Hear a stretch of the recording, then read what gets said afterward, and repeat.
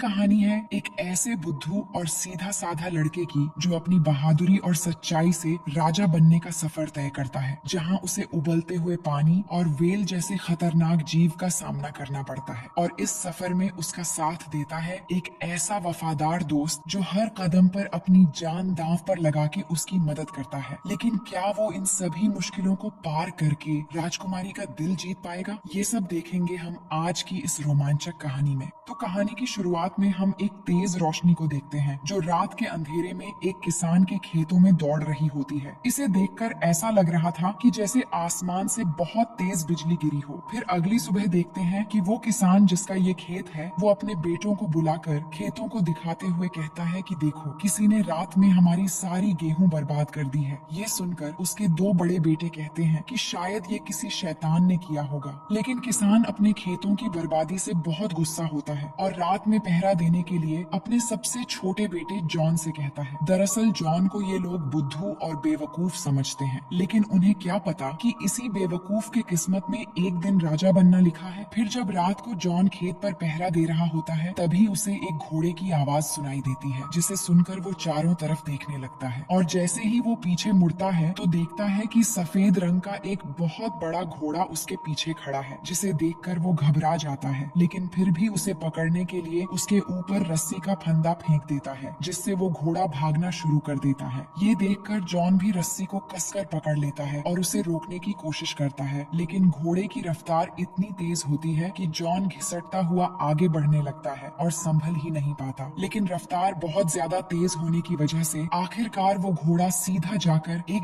दलदल में फंस जाता है। ये देखकर जॉन उसे बाहर निकालने की कोशिश करता है और घोड़े की रस्सी को विंडमिल से बांधकर उसे दलदल से बाहर निकाल देता है। अब बाहर आने के बाद घोड़ा दुखी होकर वहीं बैठ जाता है, जो देखकर जॉन को उस पर तरस आ जाता है, इसलिए वो उसे आजाद करने का फैसला करता है। लेकिन इससे पहले जॉन उससे वादा लेता है कि आज के बाद वो कभी भी उनकी फसल खराब नहीं करेगा। असल में ये एक जादुई घोड़ी होती है। इसके बाद जॉन उसे छोड़ देता है तो वो खुश होकर तेज रफ्तार से वहाँ से चली जाती है। फिर अगली सुबह जब जॉन नींद से जागता है तो वो देखता है कि अस्तबल में दो बहुत ही सुंदर घोड़े खड़े हैं। इसके अलावा वहाँ फोल नाम का एक और छोटा घोड़ा भी होता है जो उसी जादुई घोड़ी का बेटा होता है और ये इंसानों से बात भी कर सकता है। फोल उसे बताता है कि मेरी माँ ने इन घोड़ों को तुम्हारे लिए तोहफा भेजा है क्योंकि वो तुमसे बहुत खुश है। जॉन ये देखकर बहुत खुश होता है। वहीं जॉन के पिता खेत को बर्बाद देखकर गुस्से में उसकी ओर बढ़ रहे थे। ये देखकर जॉन डर जाता है क्योंकि कल रात उसके रहने के बावजूद भी खेत बर्बाद हो गए। तभी फोल उसे अपनी पीठ पर बिठाकर वहाँ से बिजली की रफ्तार से भागकर बहुत दूर ले जाता है। ये देखकर जॉन पूरी तरह से हैरान हो जाता है। भागते हुए वो एक शहर के पास पहुँच गए थे, जिसके बाद जॉन फोल से कहता है कि वो दोनों घोड़े तो अस्तबल में ही रह गए हैं। तब फोल जोर से एक सीटी मारता है जिससे वो घोड़े अस्तबल से सीधे उनके पास आ जाते हैं। इसके बाद जॉन उन घोड़ों को लेकर उस शहर के बाजार की तरफ जाने लगता है क्योंकि वो उन दोनों घोड़ों को बेचकर बहुत अच्छी कीमत पा सकता है। इसके बाद जॉन जब घोड़ों को लेकर बाजार पहुंचता है तो बाजार के सारे लोग इन दो घोड़ों को देखकर हैरान होने लगते हैं क्योंकि उन्होंने इतना शानदार घोड़ा आज तक नहीं देखा था। बाजार में हर कोई इन घोड़ों को खरीदना चाहता है। तभी फोल कहता है, तुम इन घोड़ों को उस आदमी को बेच दो जो वहाँ सामने झोपड़ी पर बैठा हुआ है। लेकिन जॉन कहता है, मैं इन्हें यहाँ के राजा के पास बेचूंगा जिससे मुझे बहुत सारा पैसा मिलेगा। फिर वो उन घोड़ों को लेकर राजा के पास जाता है, लेकिन वहाँ राजा अपने मंत्री से कहता है, मुझे नहीं लग रहा कि ये शानदार घोड़े इसके होंगे। इस पर मंत्री कहता है कि जरूर इसने इन घोड़ों को कहीं से चुराया होगा। इसके बाद राजा जॉन से दोनों घोड़े ले लेता है और उसे इनकी कीमत बिना दिए वहाँ से जाने लगता है। जॉन ये देखकर मायूस हो जाता है तो उसे मायूस देखकर फोल एक बार फिर जोर से सीटी मारता है, जिसके सुनते ही वो घोड़े राजा की बग्घी छोड़कर भागते हुए जॉन के पास आ जाते हैं। वहीं घोड़ों के भागने से राजा की बग्घी अनकंट्रोल्ड होकर सीधा आटे की बोरियों के ऊपर जा गिरती है, जिससे राजा एकदम सफेद भूत की तरह बन जाता है। राजा को काफी शर्मिंदगी महसूस होती है। इसमें जॉन की कोई गलती नहीं होती तो वो प्रजा के सामने जॉन को कुछ नहीं कहता। अब वो जॉन को घोड़ों की कीमत देना चाहता है मगर अपनी बेइज्जती का बदला भी लेना चाहता था। इसलिए मंत्री के सुझाव पर राजा जॉन को अपने पास घोड़ों की देखभाल करने के लिए कहता है, जिस पर जॉन भी राजी हो जाता है। फिर अगले सीन में देखते हैं कि जॉन के अच्छे स्वभाव और मेहनत की वजह से राज्य के सभी लोग उसे पसंद करने लगते हैं। लेकिन राजा को इससे जलन होती है और वो जॉन को किसी भी तरह खत्म करना करना चाहता है। तभी राजा का एक मंत्री कहता है कि हमें उसे एक ऐसा काम देना होगा जो वो कभी भी पूरा न कर पाए। काम पूरा न करने की वजह से हम उसे मार देंगे, और वो काम है फायरबर्ड को पकड़ना, जिसे पकड़ना नामुमकिन है क्योंकि आज तक जो भी उसे पकड़ने गया वो जिंदा वापस कभी नहीं लौटा। तो राजा जॉन को इस काम का ऑर्डर देता है और वो भी इसे मान लेता है। अब जॉन जब फोल को ये बात बताता है तो फोल कहता है ये नामुमकिन है, तुम्हें ये काम नहीं लेना चाहिए था, ये सफर तुम्हारे लिए जानलेवा हो सकता है। लेकिन जॉन ने तो इस काम को करने के लिए हाँ बोल दिया है, इसलिए फोल भी मान जाता है और जॉन को अपनी पीठ पर बिठाकर बिजली की रफ्तार से एक जंगल में ले जाता है। वहाँ फोल उसे एक पेड़ के पास ले जाता है जो असल में ड्रीम नट्स का पेड़ होता है। यहाँ फोल कहता है ये नट्स फायरबर्ड के फेवरेट हैं क्योंकि इन्हें खाने के बाद वो गहरी नींद में चला जाता है। तो जॉन वहाँ से कुछ नट्स उठाकर अपने पास रख लेता है। इसके बाद दोनों उस जगह पहुँच जाते हैं जहाँ फायरबर्ड रहती है, लेकिन फायरबर्ड वहाँ नहीं दिखती क्योंकि वो जमीन के नीचे रहती है। फोल जॉन से कहता है उन नट्स को वहाँ फेंक दो, तो जॉन भी उन नट्स को वहाँ फेंक देता है और फिर उन नट्स की खुशबू से फायरबर्ड धीरे धीरे जमीन के ऊपर आ जाती है और एक एक करके उन नट्स को बहुत मजे से खाने लगती है और फिर थोड़ी ही देर में वो बेहोश होकर वहीं गिर जाती है। लेकिन अगले ही पल वो होश में आ जाती है, जिसे देखकर डर के मारे जॉन भागना शुरू कर देता है और फायरबर्ड भी उसके पीछे लग जाती है। लेकिन तभी फोल बीच में आ जाता है, जिससे फायरबर्ड अब फोल के पीछे लग जाती है। लेकिन इससे पहले कि वो उनका खात्मा कर पाती, जॉन के पास जो आखिरी ड्रीम नट था वो फायरबर्ड के सामने फेंक देता है और इसे खाने के बाद फायरबर्ड एक बार फिर से बेहोश होकर पानी में गिर जाती है। फिर अगली सुबह जब उसे होश आता है तब तक जॉन उसे जंजीरों से बांध चुका होता है। पानी में भीगने और जंजीरों से बंधा होने की वजह से अब फायरबर्ड की विल पावर भी खत्म हो चुकी थी, जिससे उसकी आंखों से आंसू निकल आते हैं। ये देखकर जॉन भी उदास हो जाता है, इसलिए वो फायरबर्ड को आजाद करने का फैसला करता है और जंजीर खोलकर जैसे ही फायरबर्ड को आजाद करता है तो वो उड़कर यहाँ से जाने लगती है और जाते समय फायरबर्ड खुशी से एक चमकता हुआ पंख जॉन के लिए छोड़ देती है, जिसे पाकर जॉन खुश होकर फोल के साथ वापस राज्य में लौट आता है। लेकिन राजा के सैनिक उसे बंदी बनाकर सबके सामने ले जाते हैं क्योंकि वो फायरबर्ड को पकड़ नहीं पाया और उसे अब खत्म कर दिया जाएगा। पर जॉन राजा और राज्य के लोगों को फायरबर्ड का पंख दिखाकर कहता है मैंने उसे पकड़कर आखिर में जाने दिया। पर राजा उसकी बातों पर विश्वास नहीं करता क्योंकि फायरबर्ड की पंख इस समय चमक नहीं रही थी। जिसके बाद राजा कहता है कि मेरे आदेश को पूरा न करने की वजह से उसे मौत की सजा सुनाई जाती है, मगर इससे पहले कि वो जॉन को मार पाता